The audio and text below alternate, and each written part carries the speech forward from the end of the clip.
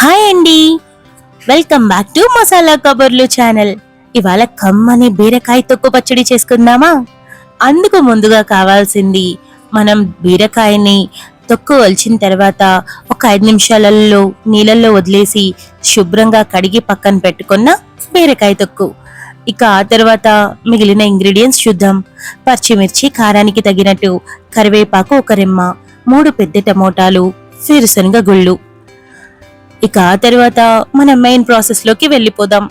Stove మీద కడాయి పెట్టి పచ్చడికి కావాల్సినంత ఆయిల్ వేసుకొని కాస్త కాగిన తర్వాత బీరకాయ తొక్కు శుభ్రం చేసి పెట్టుకున్నాం కదా, దానిని వేసి బాగా ఫ్రై చేసుకోవాలి.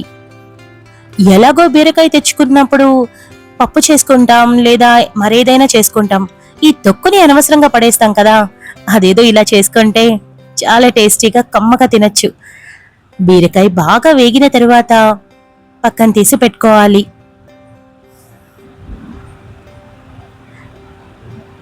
ఈ పచ్చడి అన్నంలోకి మాత్రమే కాదండి, దోశలో ఇడ్లీలో కూడా చాలా బాగుంటుంది, ట్రై చేయండి.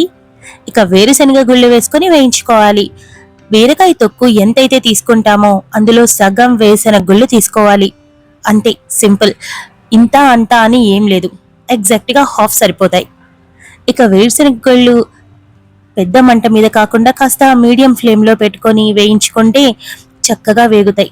వేగిన తర్వాత అన్నింటినీ తీసి పక్కన పెట్టేసుకోవాలి. ఏదేమైనా మన పచ్చళ్ళకొచ్చే రుచి ఇలాంటి కూరకి కూడా రాదండి. అది చికెన్, మటన్ ఏదైనా సరే పచ్చడి తర్వాతే అని చెప్పొచ్చు. మొదటి ముద్దలో పచ్చడి తింటే వచ్చే రుచే వేరు కదా. ఇక వేరుశనగ గుళ్ళు వేయించుకున్న తర్వాత పచ్చిమిర్చి వేసుకొని కరివేపాకు కూడా వేసుకొని వేయించుకోవాలి.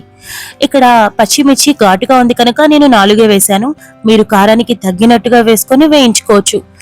ఇంకా ఎక్స్ట్రా ఫ్లేవర్ కావాలనుకుంటే ఈ పచ్చిమిర్చిలో ఒక్క ఎండుమిర్చి కూడా వేస్తే ఇంకా రుచిగా ఉంటుంది. ప్రయత్నించి చూడండి. వేగిన పచ్చిమిర్చి కరివేపాకుని తీసి కాస్త పక్కన పెట్టుకొని అందులో మనం ముక్కలు చేసి పెట్టుకున్న టమాటాలు వేసుకోవాలి. గుర్తుపెట్టుకోండి, టమోటాలు వేగేటప్పుడు సాల్ట్ కనుక కొంచెం వేసామంటే తొందరగా మెత్తబడిపోతాయి, అందుకోసం కంపల్సరీ వేయాలి. ఇది గుర్తుపెట్టుకొని మన పచ్చడిలో ఉప్పు తగ్గించుకోవాలి కూడా. ఇక గుజ్జులా మారిన టమాటా ముక్కల్లో కాస్తంత చిన్న ముక్క చింతపండు కూడా వేయాలి. కారణం ఏంటంటే చింతపండు విడిగా నానబెట్టుకున్నా పర్లేదు, కానీ ఇందులో వేస్తే తొందరగా మెత్తబారిపోతుంది, వెంటనే మనం మిక్సీ కూడా చేసుకోవచ్చు, అందుకోసం. ఇక ముందుగా వేయించుకున్న పల్లీలు, పచ్చిమిర్చి, కరివేపాకు, సాల్ట్ వేసి కోర్స్గా బ్లెండ్ చేసుకోవాలి. మర్చిపోయాను, అందులో చింతపండు కూడా వేయాలి.